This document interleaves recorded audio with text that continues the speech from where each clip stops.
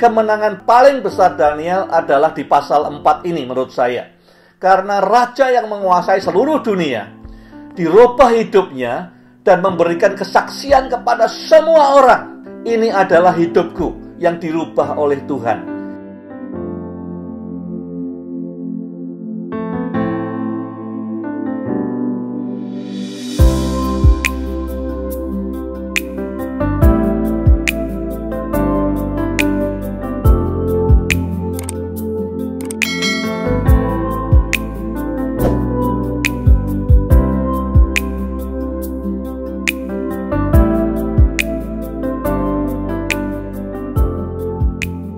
Ini mungkin satu-satunya pasal yang ditulis oleh penguasa dunia waktu itu. Raja yang menguasai dari Afrika sampai India menulis satu pasal dalam Alkitab kita. Yang isinya adalah satu kesaksian yang luar biasa. Dari orang yang begitu sombong, begitu sulit diajar, menjadi sesuatu yang indah di hadapan Tuhan dan manusia. Kalau kita lihat di Alkitab, di kitab Daniel, ada 4 pasal yang bahas Nebukadnezar dan Daniel. Hubungan antara dua orang ini sungguh unik. Pasal 1, di ujung pasal 1, Daniel menemukan callingnya. Tadinya dia mungkin merasa jadi orang buangan. Di ujung pasal 1 dia merasa ini adalah ladang pelayanan yang baru untuk menjadi penasehat raja, penguasa seluruh dunia. Di Daniel pasal kedua, dia mulai memilih strateginya. Waktu dia ditawarin oleh Nebukadnezar menjadi gubernur, jabatan tinggi, dapat fasilitas banyak, dia tidak mau ambil itu. Dia milih menjadi mentor dan teman seperjalanan buat Nebukadnezar. Dia pilih tinggal di istana untuk mementori Nebukadnezar dan anak-anaknya dan keluarganya. Pasal 3 itu adalah dalam proses perjalanan Daniel mementori Nebukadnezar, mungkin lowest point, poin terendah dalam proses pemuritan ini. Pada saat itu Nebukadnezar sedang ketakutan karena banyak provinsi yang memberontak, kemudian dia bikin patung yang besar supaya orang menyembah dia. Itu mungkin membuat hatinya Daniel jadi terkoyak. Pasal 4 adalah outcome-nya. Outcome-nya apa? Raja yang tertransformasi, dunia yang mendengar kesaksian keajaiban Tuhan, dan raja-raja berikutnya yang mengenal Allahnya Daniel. Itu background-nya. Pasal 4, saya akan bacakan ayat 30 dan 31. Dalam bahasa Inggris, "Is not this great Babylon that I have built," yang aku sudah bangun, "for a royal dwelling," untuk istana, "by my mighty power," dengan kekuatanku sendiri, "and for the honor of my majesty." Dikatakan ayat 31, "while the word was still in the king's mouth." Jadi pada saat perkataan-perkataan ini, I, my, dan me, ya, model pemimpin yang I, my, dan me ini belum keluar dari mulutnya, masih di dalam mulutnya Nebukadnezar tahu-tahu ada suara dari atas, dan hukuman itu turun. Nah, kenapa begitu? Karena pride itu toksik, beracun. Kalau pride keluar, kalau pemimpin mulai ngomong tentang aku yang mengerjakan ini, aku yang membuat pelayan ini besar, tanpa aku mereka tidak bisa, oleh akulah, by my power, dan for me, selfishness. Jadi pride, power abuser, dan selfishness, kesombongan, kedudukan, dan egoisme itu toksik. Jadi sebelum keluar dari mulutnya, di ayat 31 di stop sama Tuhan, kemudian dia menerima hukumannya. Ya, jadi ini tidak boleh keluar. Di dalam kita ada benih-benih itu. Benih pride itu ada, dan itu toksik.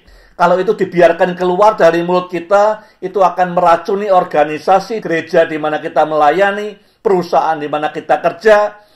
Yang intinya I, my, and me. Simptom pertamanya kalau kepemimpinan kita toksik itu bagaimana? Lihat di ayat yang keempat. I, Nebukadnezar, aku Nebukadnezar, was at rest in my house. Di dalam istanaku, di dalam rumahku, flourishing atau content. I need nothing else. Aku tidak butuh apapun dan tidak butuh siapapun juga. I need nothing. Ya. Awal daripada toxic kepemimpinan, pride, power abuser, dan egoisme, kesombongan, kedudukan, dan egoisme, dimulai dengan contentness terhadap orang lain. Jadi dia tinggal di rumahnya, dia tidak pusing semua orang di luar sana. Yang penting dia merasa nyaman, tidak peduli orang-orang lain. Nah, kita perlu merasa konten, merasa puas dengan apa yang kita miliki. Tidak demanding terus. Tapi kita tidak boleh merasa puas dengan keadaan orang di luar tembok sana. Yang menderita, yang susah, yang belum menemukan Tuhan, yang belum bahagia, yang belum dimuridkan, yang belum memuridkan, yang belum menemukan destiny hidupnya. Kita tidak boleh konten. Kalau sampai kita merasa konten, hati kita tidak terkoyak lagi dengan orang di luar sana. Orang di luar rumah kita, orang di luar lingkungan kita. Sampai kita berpikir yang penting saya dipelihara Tuhan, yang penting saya aman, yang penting saya tidak terganggu dengan keadaan di luar sana. Itu awal, simptom awal dari penyakit PPS tadi. Ya, pride, power abuser, selfishness. Nah, kalau kita mulai merasa konten, tidak pusing dengan keadaan di luar, I need no one, I need nothing, tidak butuh apapun dan tidak butuh siapapun, akibatnya apa? Dalam behavior kita sehari-hari, di kantor, di rumah, di gereja, dimanapun juga, orang akan lihat. Kita tidak lihat, tapi orang semua lihat bahwa kita rasanya selalu ingin mengontrol sesuatu. Ingin supaya tidak ada yang lepas. Take control of everything. Semua operasional, seakan-akan kita, we feel we need. Kita rasa bahwa tanpa saya tidak lengkap gitu. Harus terkontrol semuanya. Simptom yang keluar setelah itu. Yang kedua apa? Yang kedua kita mulai setiap kali ada masalah yang keluar bukan dilihat sebagai kesempatan untuk bertumbuh, kesempatan untuk melompat, kesempatan untuk memberkati. Kita seringkali, tidak selalu, seringkali bereaksi negatif. Reaksi yang berkeluar pertama kali adalah reaksi emosi yang negatif. Ada masalah yang keluar negatif dulu. Ada masalah, judgment-nya negatif dulu. Yang ketiga, simptom yang ketiga adalah tim kita yang kita bangun mulai disappearing. Satu persatu, tidak tahan lama, mulai minggir, kita ganti orang lagi. Ya, saya banyak terima sejak mengeluarkan leadership moment, banyak orang yang cerita gimana mau bangun tim tidak jadi terus. Bangun sebentar orang pergi, bangun sebentar orang pergi. Kita mungkin gampang nyalahkan orang yang pergi itu, tapi orang sekitar kita bisa melihat bahwa sesungguhnya itu simptom daripada toxic, kepemimpinan yang toxic, yang PPS tadi. Pride, power abuser, dan selfishness tadi. Caranya mendeteksi gimana? Kalau sudah tidak tahu, temanku tidak ada yang mau cerita terus terang. Ya. Orang kantor, suami, istri tidak mau terus terang, semua maunya muji-muji saja. Ya. Ada titik-titik yang kalau dipegang sakit, toxic itu ada. Ya, yang pertama, yang pride atau tinggi hati itu, kita mengandalkan achievement kita. Ya, kita mengandalkan sukses kita. Achievement tidak salah. Ya, sukses tidak salah. Tapi kalau itu menjadi identitas kita, menjadi satu-satunya yang kita andalkan dan bukan Tuhan, maka begitu achievement kita disepelekan orang, begitu sukses kita tidak disebut orang, kita merasa offended. Kita merasa terhina, kita merasa tersinggung. Ya. Kalau misalnya mulai bahwa semua jasa kita tidak diperhitungkan, kita tersinggung, itu kayak dokter kalau meriksa lututnya, mana yang sakit dipegang, yang pas dipegang yang pas sakitnya. Pride-nya keluar, kita merasa tersinggung adalah kalau achievement kita direndahkan, jasa kita tidak diperhitungkan. Itu artinya pride. Kita dengan pride, kita selalu ingin looks good. Kelihatan di luarnya bagus, tapi tidak tahu dalamnya seperti apa. Orang yang selalu ingin looks good, dia cenderung nutup-nutupi apa yang ada di dalamnya dia. Ini toxic, ya, rusak di dalam, yang penting kelihatan keren di luar. Yang kedua, itu power abuser. Orang yang selalu ingin kuasa, hak, wewenang, kedudukan. This is my power, jangan dilangkai. Ini hak saya, ini wilayah saya, ini daerah saya, ya, ini wewenang saya, ini kedudukan saya. Apakah kedudukan jelek? Tidak. Apakah kuasa jelek? Tidak. Tapi kalau itu menjadi identitas kita, begitu kita kehilangan kekuasaan terus jadi orang yang mengandalkan kuasa, wewenang, haknya, begitu itu dilepas atau pensiun, yang muncul adalah amarah. Kok dilangkai? Ya, kok dilewati? Kok enggak dianggap dan segala macam. Yang ketiga, ya, orang seperti ini selalu mau to be in control. Sedemikian rupa sampai enggak ngizinkan Tuhan in control, enggak ngizinkan Roh Kudus in control. Ini yang sering menghalangi kegerakan Roh Kudus. Yang ketiga adalah orang yang selfish, egois, mentingkan diri sendiri. Orang yang selalu pengennya feel good. Bicaranya selalu soal my blessing. Blessing dianggap sebagai restu, sebagai segala-galanya.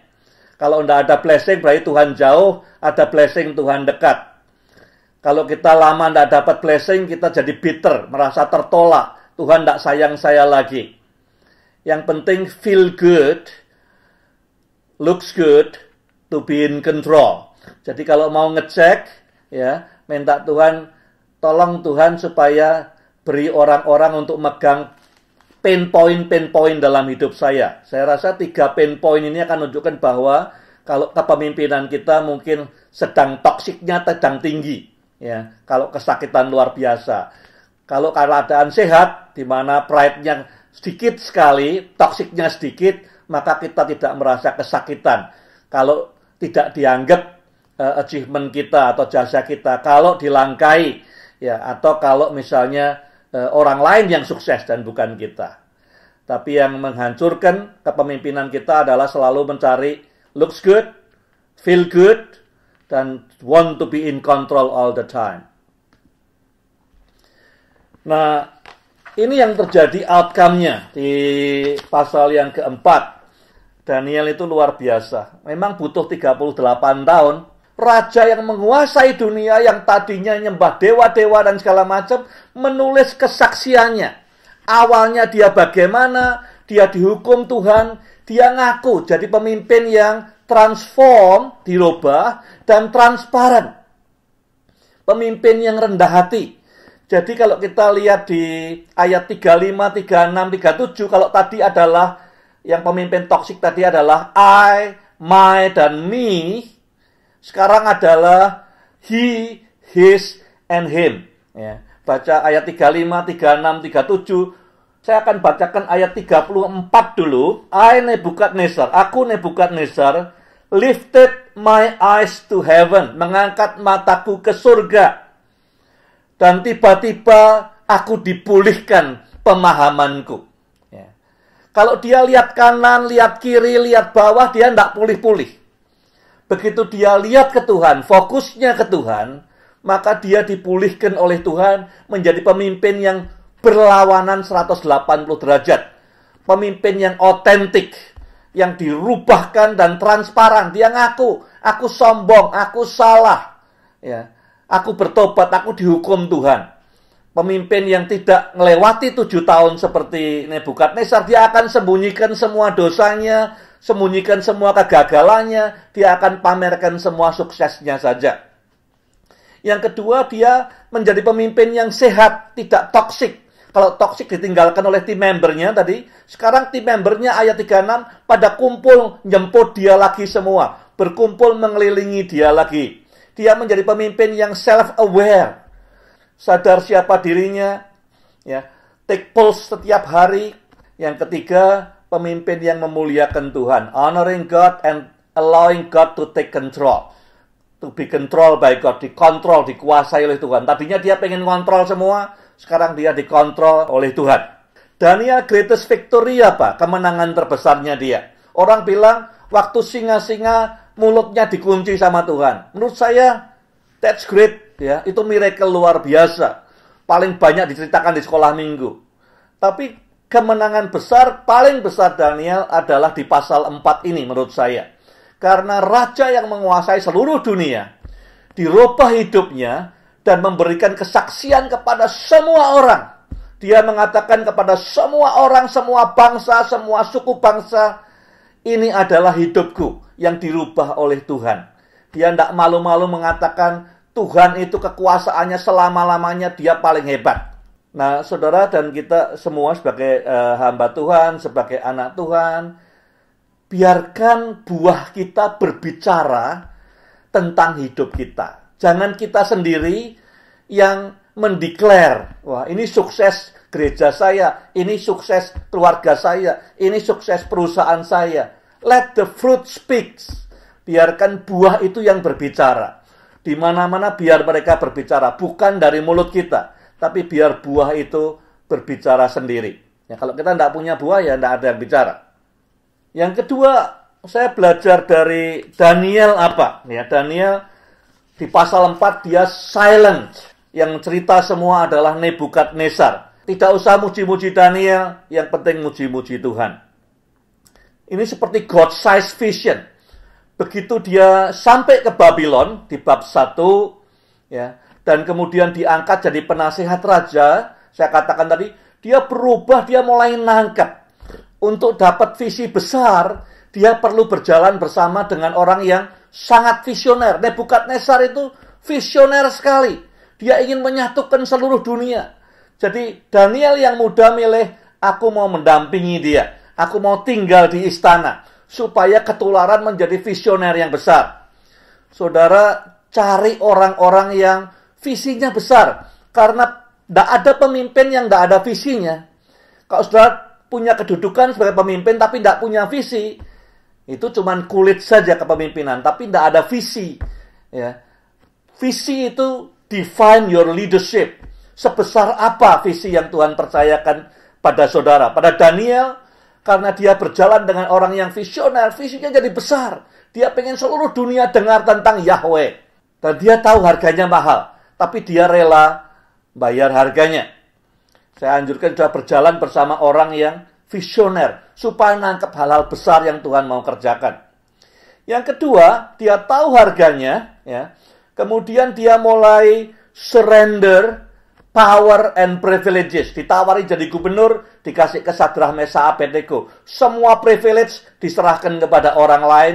Dia tinggal di istana, tidak punya rumah pribadi, tidak punya rumah dinas, numpang di istana, ya, mendampingi, belajar dari Nebukadnezar yang visinya besar, tapi juga memuridkan dia dan keluarganya, menjadi coach buat Nebukadnezar. Very strategic, dia milihnya, dia bisa aja milih gubernur, milih siapa yang dimentor, tapi dia milih berjalan bersama Nebukadnezar. Kalau orang ini kena, dunia kena semua. Goalnya long term, dia tahu, very strategic and goal. Yang ketiga, sustain the hope. Ya, dalam kita memuridkan orang, perjalanannya itu tidak linier. Kadang bisa naik, kadang bisa turun. Ya. Dan bab 3 Daniel itu pas turun-turunnya Nebukadnezar. Dia sedang khawatir karena banyak provinsi yang berontak. Dia bikin patung. Lowest levelnya Nebukadnezar. Mungkin sedih. Ya. Dan kita pernah memuridkan orang yang kita muridkan pernah juga naik turun dan segala macam. Kadang-kadang kita sedih. Ya. Tapi Daniel terus menghidupkan pengharapan dalam dirinya. Ya. Ini visi dari Tuhan. Tuhan pasti akan genapkan. Dia setia. Dia bangkitkan. Dia sustain the hope. In the midst of setback. Ada banyak setbacks. Ya, kemunduran-kemunduran. Tapi dia tidak menyerah. Dan yang terakhir, dia berjalan bersama Raja 38 tahun. Ya, ini bukan soal 1 tahun, 2 tahun, 5 tahun. Kadang kita pengen cepat lihat hasilnya. Dalam setahun, 2 tahun, 3 tahun. Tapi Daniel percaya akan visi world size vision. Dan dia jalani 38 tahun.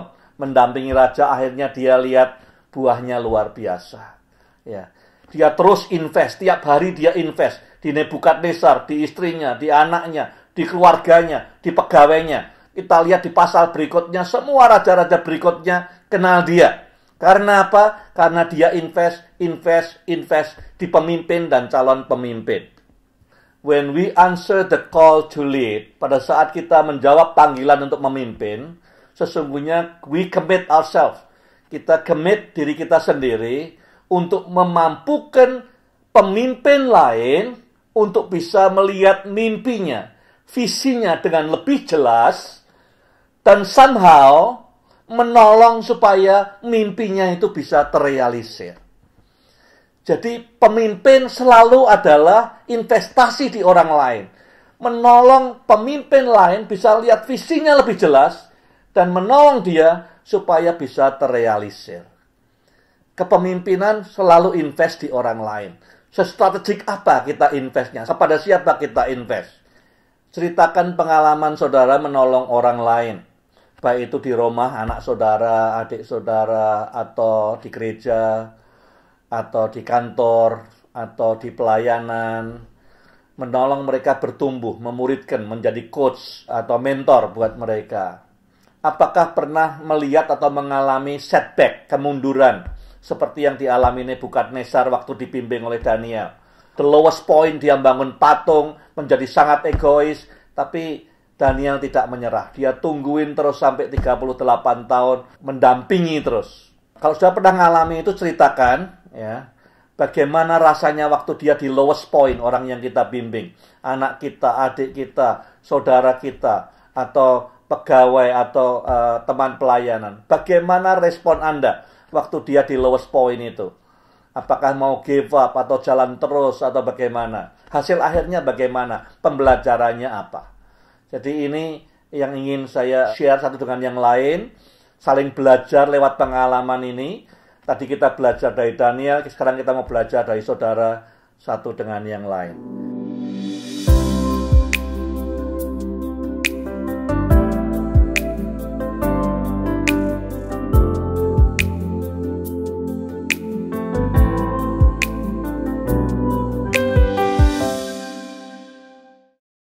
Empat hal yang membedakan Daniel dari pemimpin-pemimpin yang lain. Yang pertama adalah visi yang besar. Nah, tadi saya anjurkan bahwa semua pemimpin mesti punya visi. Kalau sampai tidak ada visinya, barangkali kita ini di posisinya seperti di ayat 4 tadi. Merasa content dengan keadaan di luar tembok. Kita tidak merasa terganggu dengan orang-orang yang belum kenal Tuhan. Kita tidak merasa terganggu dengan keluarga-keluarga yang berantakan, anak-anak yang memberontak, kesusahan di luar sana. Biasanya yang membuat visi itu tidak jelas dalam kehidupan kita karena contentment dalam kehidupan kita itu menguasai diri kita demikian rupa. Ini seperti koin dua sisi. Kalau kita konten dengan di luar sana, kita tidak urusan dengan yang di luar sana, tidak butuh siapa-siapa, apapun juga kita puas dengan diri kita sendiri, ya, maka biasanya visinya nggak ada. Ya. Tapi semakin kita tidak merasa konten, kita merasa ada jeritan di hati kita lihat orang di luar sana, maka semakin besar. Dan kuncinya untuk bisa menemukan kembali visi yang besar, berjalan bersama orang-orang yang visionari. Ya. Belajar untuk melihat apa yang Tuhan lihat. Itu nomor satu. Contentment itu berlawanan dengan visi. Pemimpin yang konten dengan keadaan di luar dirinya, dia tidak ada visi lagi. Dia mungkin masih bisa mengingat visi organisasi, visi gereja, tapi tidak lagi membakar jiwanya. Tidak berkobar lagi dalam hidupnya. Poin yang kedua, sudah disebut beberapa kali, seringkali di zaman seperti sekarang kita ini maunya semua serba cepat, serba besar dan segala macam. Tidak pernah berpikir tentang stamina untuk maraton. Ya. Kita maunya semua rapid, semua speed, semua selesai dengan cepat. Saya punya mentor satu orang India namanya C.B. Samuel. Baru-baru ini saya diundang untuk merayakan ulang tahunnya ke-70. Yang hadir banyak orang-orang hamba-hamba Tuhan dari seluruh dunia, ada 300 orang. Dan beberapa dari mereka bersaksi. Yang disuruh bersaksi bukan orang-orang yang terkenal, yang sangat dikenal di dunia, tapi orang-orang biasa di India yang cerita, ya kita sudah ikut Bible study-nya CB sudah 35 tahun. Sudah 36 tahun. Kalau toksik itu dipaksa keluar dari hidup kita, ya, maka orang akan datang pada kita. Bayangkan, 35 tahun, 36 tahun ikut Bible study yang sama terus. Saya punya teman satu lagi di Amerika yang juga begitu. Sudah punya cucu semua, tapi tetap sama-sama terus. Ya, bagaimana saling mengasah, saling membantu untuk bertumbuh, accountable partner. Sudah mungkin hampir 40 tahun mereka bersama-sama, termasuk satu hamba Tuhan yang pernah kesini namanya Alam Mubif tuh. Yang ketiga, jadi harus berpikirnya soal visi ini, bagaimana stamina kita, berpikir jangka panjang. Jadi kita mikir stamina bangun manusia ilahi tidak bisa dengan instan. Ya, kadang-kadang ada naiknya, ada turunnya. Ya. Yang ketiga adalah soal strategik dan fokus.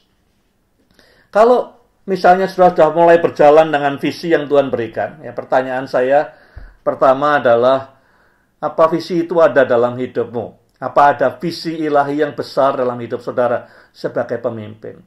Kalau hari ini tidak ada visi itu atau tidak jelas, barangkali hidup kita dikuasai oleh contentment. Simptom pertama daripada pride, power, abuser, dan selfishness, egoisme. Jadi pertanyaan pertama, adakah visi itu? Atau kabur karena contentment kita? Yang berikutnya adalah, kalau visinya itu jelas, apa kita sungguh-sungguh sudah menyingkirkan semua hal yang menghalangi kita untuk bisa mencapai visi itu, yaitu pertobatan Nebukadnezar, kesaksian Nebukadnezar sendiri. Satu pasal. Ya, buat Daniel, visinya adalah pasal 4, itu yang nulis Nebukadnezar, diberitakan ke seluruh dunia. Buat saudara apa? Daniel rela ngorbankan kedudukan, rela ngorbankan privileges, rela ngorbankan posisi gaji yang baik, segala macam, demi supaya visinya tercapai. Apa yang seringkali kelihatan oleh orang berkat, kadang-kadang menghalangi kita untuk mencapai visi yang Tuhan berikan. Se-intentional mana kita melihat hidup kita dan memisahkan, apakah ini yang kelihatannya berkat akan menjadi kutuk dalam kehidupan kita karena menghalangi kita untuk berjalan menuju destiny yang Tuhan berikan, menuju visi yang Tuhan berikan. Yang keempat adalah berani. Kalau ada satu hal, kalau 4 hal ini diperas jadi satu. Kalau kita pelajari lagi di ayat yang ke-18 pasal 4, semestinya mimpinya Nebukadnezar itu nggak sulit-sulit juga sih. Ya, nggak terlalu sulit untuk ditafsirkan.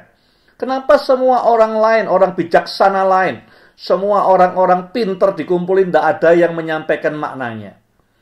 Menurut saya bukan karena mereka tidak bisa.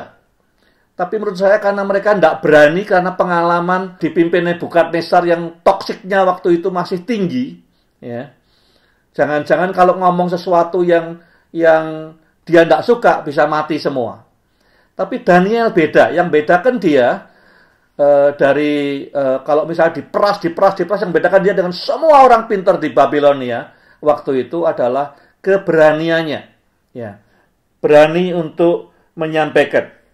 Nah, setiap kita dititipi Tuhan sesuatu, message yang perlu disampaikan ke dunia. Message itu tertulis di hati saudara, di hidup saudara. Kata Perjanjian Baru, kita ini Injil yang nomor 5. Tapi apakah kita punya keberanian untuk menyampaikan message ini? Apapun reaksi orang. Di kantor, di sekolah, di tengah masyarakat, kita punya message hidup. Message hidupnya semua pointing ke God. Kalau orang baca message hidup kita, lihat hidup kita harusnya seperti Nebukadnezar, langsung lihat ke atas, maka dia akan pulih, akan dipulihkan dari ketidakwarasannya. Ya. Pride itu seperti orang mabuk, tidak waras. Tapi begitu kita bisa declare message yang Tuhan titipkan pada kita ini, membuat orang-orang yang baca hidup kita bisa lihat ke atas, ayat 34, maka kemudian Nebukadnezar sadar, dia kembali kepada pikirannya yang baik, dan kemudian menyembah dan memuji Tuhan. Seringkali yang membedakan orang-orang yang impactful, murid-murid yang bergaul akrab dengan Tuhan, dengan orang-orang Kristen yang lain adalah courage, keberanian. Menyampaikan berita apapun bakal reaksinya dunia. Bisa aja kepalanya hilang, bisa tangannya hilang. Tapi courage, adalah advantage point daripada orang-orang Kristen. Courage membuat kita bisa berjalan lebih panjang, lebih jauh, lebih besar dampaknya daripada orang-orang lain. Ambil beberapa detik untuk renungkan visi atau contentment. Message-nya apa yang dunia perlu dengar? Kalau kita tidak pernah berani sampai kita masuk liang kubur, maka message yang Tuhan titipkan dalam hidup kita itu akan terbuang sia-sia.